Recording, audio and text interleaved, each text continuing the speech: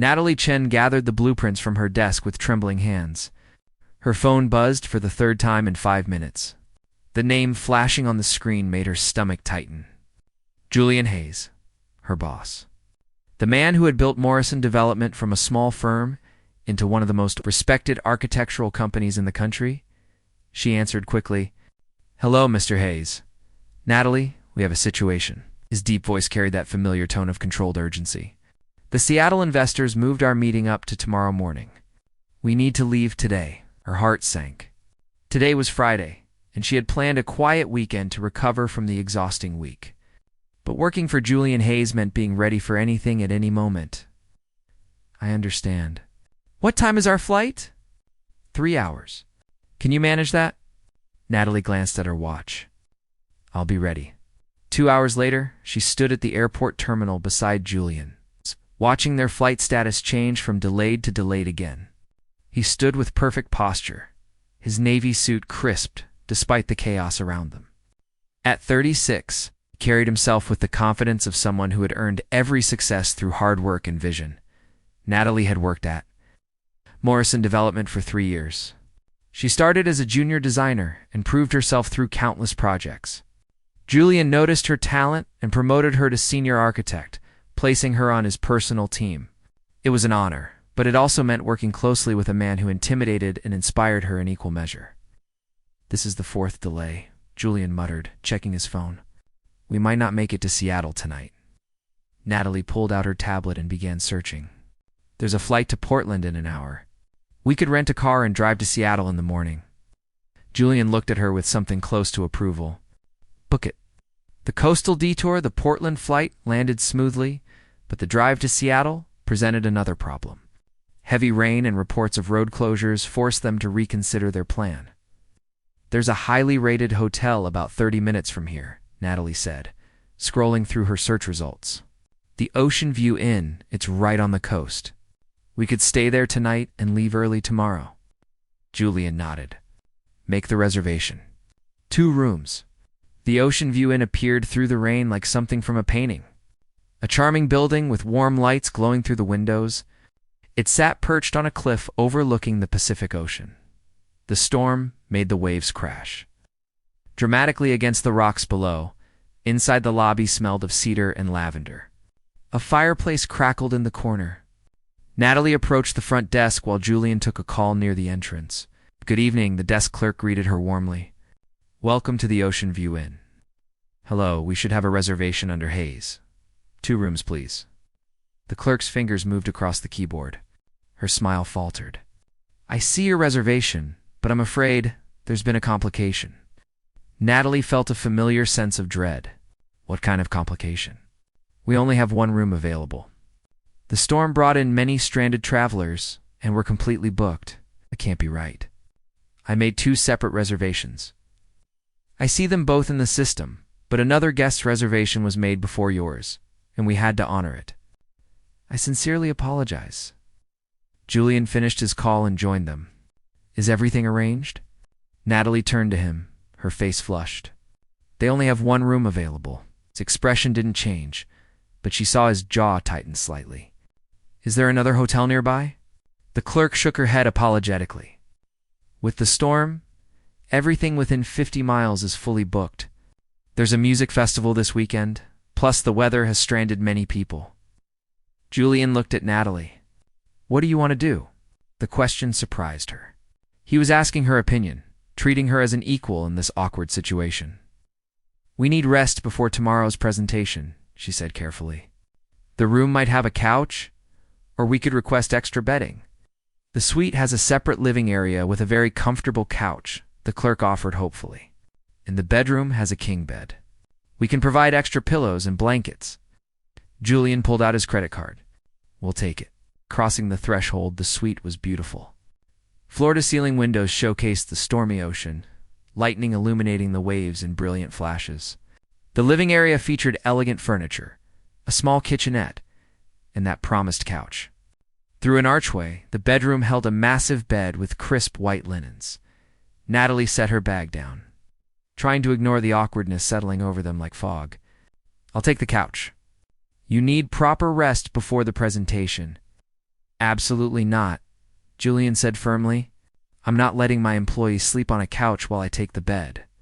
With respect, Mr. Hayes, you're over 6 feet tall, and that couch is barely 5.5 feet long. You won't sleep at all. He loosened his tie, running a hand through his dark hair. For the first time since she had known him, he looked uncertain. This is highly inappropriate. We're both professionals, Natalie said, surprised by her own boldness. The bed is enormous. We can share it without making it strange. Unless you're uncomfortable with that. Julian studied her for a long moment. His gray eyes held something she couldn't quite read. If you're truly comfortable with this arrangement, then I agree. But I want you to know that I would never cross any professional boundaries. I know that, she said softly, and she meant it. Despite his stern demeanor at work, she had never felt unsafe or disrespected around him. They took turns using the bathroom to change.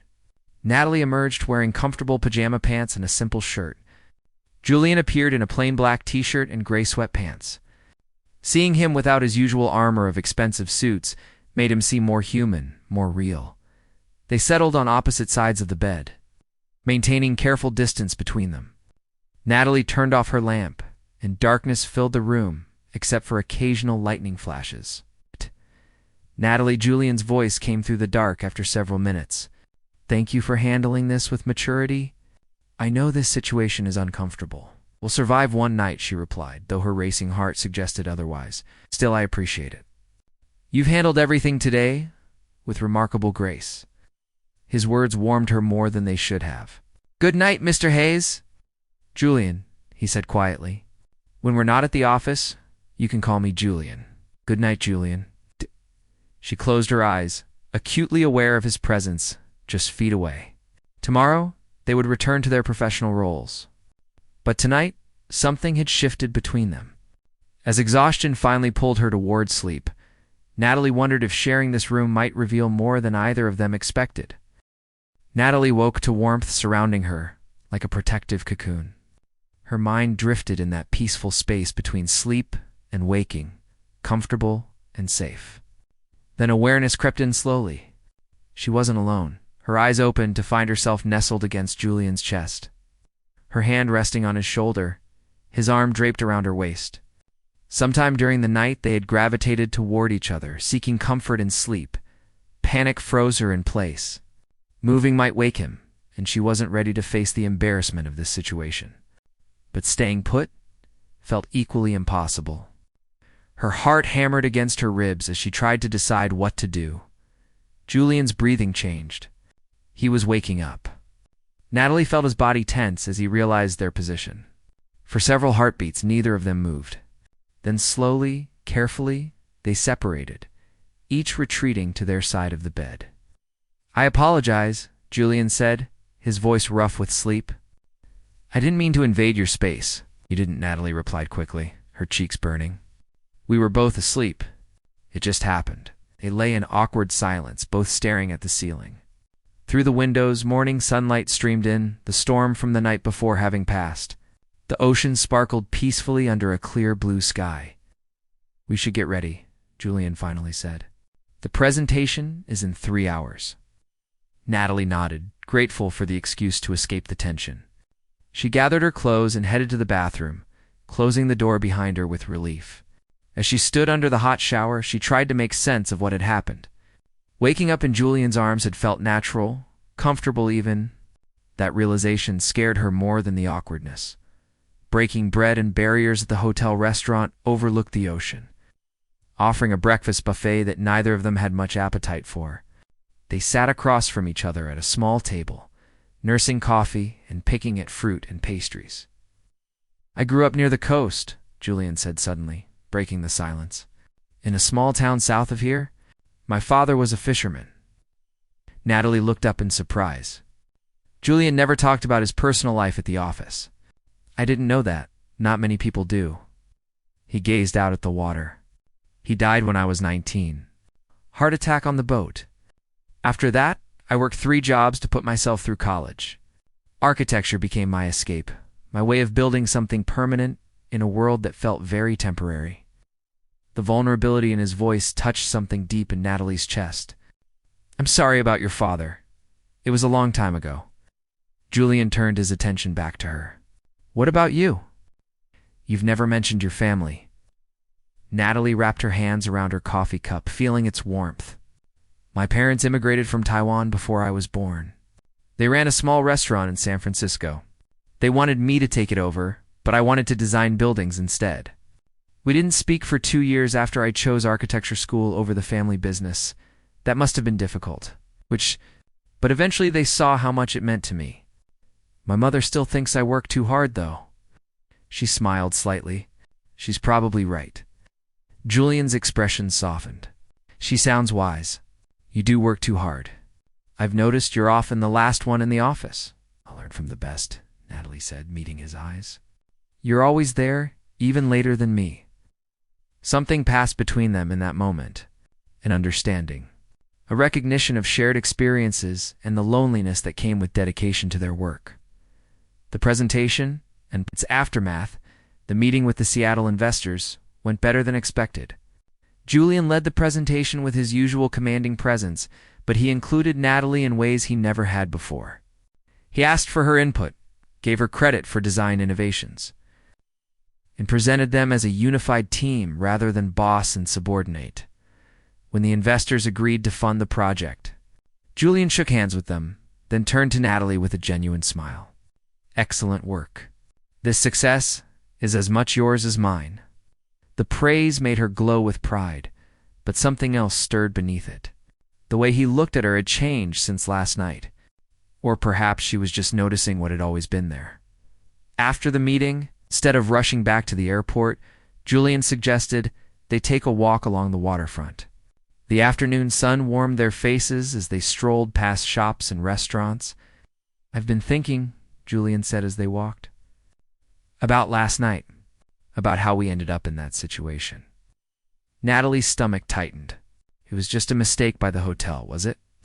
He stopped walking and turned to face her. Or maybe it was exactly what we both needed. A chance to see each other as people, not just colleagues. Julian, I'm not sure what you're saying. He ran a hand through his hair, looking more uncertain than she had ever seen him. I'm not sure either. But I do know that working with you these past months has been different. You challenge me. You see solutions I miss. You make me want to be better at what I do. Her heart raced. You're an incredible architect. You don't need me for that. Maybe not for the architecture, he said quietly. But for everything else, I think maybe I do. Confession hung in the air between them. Natalie wanted to respond, wanted to tell him that she felt the same pull toward him, but fear held her back. We work together. There are rules about this kind of thing, I know. Julian started walking again, and she fell into step beside him. I'm not suggesting we do anything unprofessional. I just needed you to know that you matter. Not just as an employee, but as a person. They walked in silence for a while, both lost in thought. Eventually, they found themselves at a small seafood restaurant overlooking the water. Julian suggested dinner, and Natalie agreed. Neither of them ready to end this time outside the office. Conversations that change everything. The restaurant was intimate, with candles on each table and soft music playing in the background. They ordered fresh salmon and talked for hours, the conversation flowing easily now that some barrier between them had crumbled. Julian told her about his failed engagement 5 years earlier, how his dedication to work had destroyed the relationship. She told me I was married to my buildings, not to her. She was right. I couldn't give her what she needed. Do you regret it? Natalie asked. I regret hurting her, but I don't regret the choice. The truth is, I wasn't in love with her. I thought I should be. Thought it was time to settle down, but my heart wasn't in it. He paused. I haven't felt that way about anyone since. Until recently. The implication in his words made Natalie's breath catch. She took a sip of wine, gathering courage. I was engaged once too. In graduate school. He wanted me to give up architecture, said it was too demanding for a woman who wanted a family. I chose my career instead. Do you want a family? Someday, maybe, but not at the cost of who I am. She met his eyes. I won't apologize for being ambitious. You shouldn't. Your ambition is one of the things I admire most about you. Julian reached across the table, his hand hovering near hers, but not quite touching. Natalie, I know this is complicated. I'm your boss. There are professional considerations. But I need to be honest with you. Her heart pounded. About what? About the fact that somewhere along the way, you stopped being just my colleague. You became someone I think about when I wake up. Someone whose opinion matters more than anyone else's. Someone who makes me want to be more than just a man who builds things. Natalie felt tears prick her eyes. Julian, I feel it too. But I'm scared. What if this ruins everything we've built professionally? What if it doesn't work and we can't work together anymore? Those are fair concerns, he admitted. I don't have easy answers, but I do know that pretending these feelings don't exist isn't working anymore. Last night, waking up with you in my arms, it felt right in a way nothing has felt right in years. She blinked back the tears. What do? We think about it. We be honest with ourselves and each other. And when we get back, if we decide to explore this, we do it the right way. Carefully, with respect for what we've both worked for. Natalie nodded slowly. The fear remained, but so did something else. Hope. The possibility that maybe, just maybe, she could have both the career she loved and the connection she craved. They finished dinner and walked back to the hotel in comfortable silence, hands occasionally brushing but not quite holding. When they reached their shared suite one last time, the awkwardness from the night before had been replaced by something gentler. Thank you, Natalie said as they prepared for bed. For being honest with me, thank you for listening. Julian smiled at her, a real smile that reached his eyes. Whatever happens next, I'm glad we had this time. As they settled into bed, maintaining that respectful distance, Natalie felt something shift in her heart. Tomorrow, they would return to reality. But tonight, she allowed herself to imagine a future where she didn't have to choose between love and ambition. Where maybe, just maybe, she could have both. She fell asleep with a smile on her face. And this time, when she drifted toward Julian in the night, she didn't fight it. Some things were meant to be. Natalie woke to the sound of waves crashing against the shore. This time, she was fully aware of where she was before opening her eyes. Julian's steady breathing told her he was still asleep. They had ended up close again, though not as intertwined as the previous morning. Her head rested near his shoulder. She could feel the warmth radiating from him. She allowed herself a moment to simply exist in this space, to acknowledge what her heart had been trying to tell her for months. Working with Julian had never been just about architecture or ambition. Somewhere between late-night project reviews and shared coffee during stressful deadlines, she had fallen for him. Julian stirred beside her. She felt him wake, felt the moment he became aware of their proximity. But this time, neither of them pulled away immediately. "Good morning," he said softly, his voice still heavy with sleep. "Good morning." Natalie finally opened her eyes and found him watching her with an expression she couldn't quite read. "We should probably talk about this. About us gravitating toward each other every time we fall asleep." Julian shifted to face her properly, propping himself up on one elbow. "I think our subconscious minds are trying to tell us something our conscious minds are too afraid to acknowledge. That maybe some connections are too strong to ignore, regardless of the complications." He reached out slowly, giving her time to pull away, and tucked a strand of hair behind her ear. "I haven't been completely honest with you, Natalie." Her heart skipped. "About what?" Confessions in the light. Julian sat up, running both hands through his hair in a gesture she now recognized as nervous. "About why I've kept my distance from you at work. About why I've been so strictly professional, despite what I've been feeling." Natalie sat up as well, pulling the blanket around her shoulders. "I'm listening. 6 months ago, I realized I had feelings for you. Real feelings, not just attraction or respect. It terrified me because I've spent years building walls around myself after my engagement failed. I promised myself I wouldn't let anyone get close again, especially not someone I worked with." He looked at her, vulnerability clear in his gray eyes. "But you got through anyway. Your passion for design, your kindness with the junior staff, the way you light up when you solve a difficult problem. I found myself looking for excuses to work late just so I could be near you." Natalie's breath caught in her throat. Why didn't you say anything? Because I was your boss. Because I didn't want you to feel pressured or uncomfortable. Because I convinced myself that keeping distance was protecting both our careers. He laughed bitterly. I thought I was being noble. Really, I was just being a coward. You're not a coward, Julian. You were being responsible. Was I?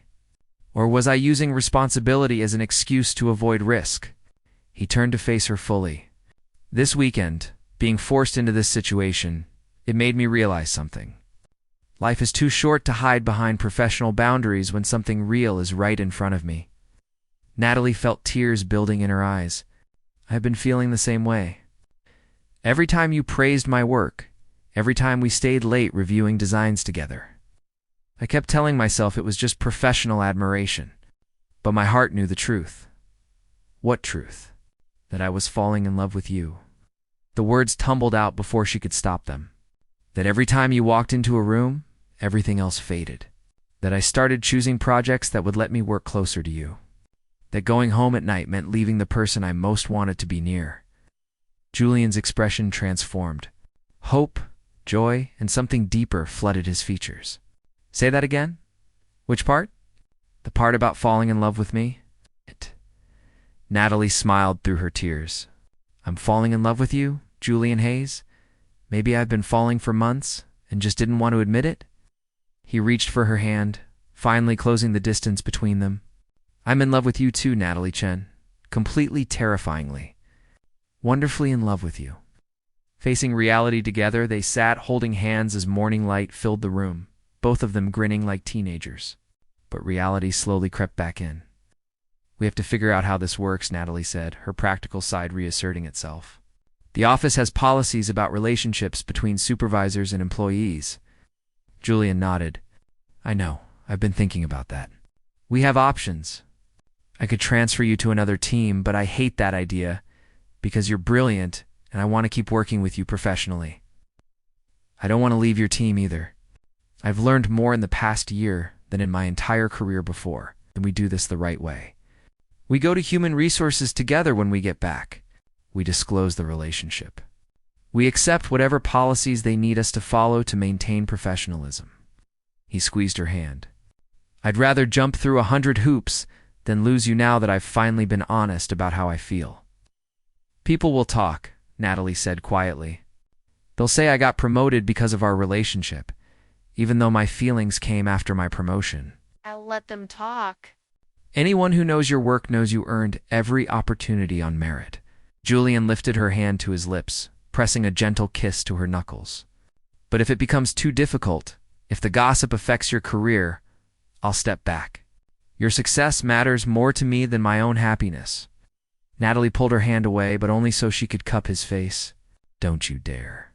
We face this together, or not at all. I'm not letting you sacrifice yourself for me. Then we're agreed. We figure this out together. She leaned forward, closing the distance between them. Their first kiss was soft, tentative, perfect. When they pulled apart, both of them were smiling. I've wanted to do that for 6 months, Julian admitted. I've wanted you to do that for 6 months, Natalie replied. They kissed again. This time, with more confidence, more passion. When they finally broke apart, both of them were breathless. We should probably get ready to leave, Natalie said reluctantly. Checkout is in an hour. Probably, Julian agreed. But neither of them moved. The journey home, they packed their bags and checked out of the ocean view and thanking the apologetic desk clerk who had inadvertently changed both their lives. The drive back to Portland was filled with conversation, laughter, and stolen glances. They held hands when Julian wasn't shifting gears, both of them marveling at how natural it felt. On the flight home, they sat side by side, still maintaining some professional distance in public, but with a new understanding between them. Julian worked on his laptop while Natalie reviewed project files. But their shoulders touched, a constant reminder of their connection. What happens when we land? Natalie asked as they began their descent. We go to our separate homes. We think about everything we discussed. Tomorrow, we meet for coffee before work and make a plan. Julian looked at her seriously. I want to do this right, Natalie. No hiding, no secrets, but also no rushing. We take our time and build something real. I like that plan. And tonight, when I'm alone in my apartment, I'm going to miss falling asleep next to you. Natalie felt warmth spread through her chest. I'm going to miss it too. New beginnings Monday morning arrived with a mixture of nervousness and excitement. Natalie met Julian at a coffee shop 2 blocks from the office. He was already there, 2 cups of coffee waiting, looking impossibly handsome in a charcoal suit. I barely slept, he admitted as she sat down. I kept thinking about everything that could go wrong. Me too. But I also kept thinking about everything that could go right. Natalie took a sip of her coffee. Did you make an appointment with Human Resources? This afternoon at 3? I explained that we needed to discuss a personal matter that required discretion. He reached across the table and took her hand. Are you sure about this? Once we tell HR, there's no taking it back. I'm sure. Are you? I've never been more sure of anything. They walked to the office together, separating in the lobby to maintain appearances until after their HR meeting. The day crawled by slowly. Natalie could barely focus on her designs, her mind constantly drifting to Julian and what they were about to do. At 3 o'clock, they met outside the Human Resources office. Julian squeezed her hand once before they walked in together. The HR director greeted them with professional warmth. Mr. Hayes, Miss Chen, please sit down. How can I help you? Julian took a deep breath. Margaret, Natalie and I need to disclose a personal relationship. We wanted to be completely transparent and ensure we're following all company policies. Margaret's eyebrows raised slightly, but she maintained her professional demeanor. I appreciate you coming forward. Can you tell me more about the nature of this relationship and when it began? They explained everything, carefully detailing the timeline and emphasizing that their relationship had developed recently and that Natalie's promotions and opportunities had been based solely on merit. Margaret listened carefully, taking notes. I appreciate your honesty. This does create some complications given the supervisor-subordinate dynamic. Let me review our policies and consult with our legal team. I'll have recommendations for you by the end of the week. As they left the office, Natalie felt a weight lift from her shoulders. That went better than I expected. Whatever Margaret decides, we'll handle it, Julian said. Together, Love and Architecture 3 months later, Natalie stood in Julian's office. Now technically on a different team, but still collaborating closely with him on major projects. The HR solution had been elegant. She reported to another senior partner while maintaining her role on prestigious projects, including those led by Julian. The office had buzzed with gossip initially. But as weeks passed and everyone saw that both of them remained consummate professionals, the talk died down. Their work spoke for itself. Ready for dinner? Julian asked, closing his laptop. Always, Natalie smiled at him. They had fallen into a comfortable routine.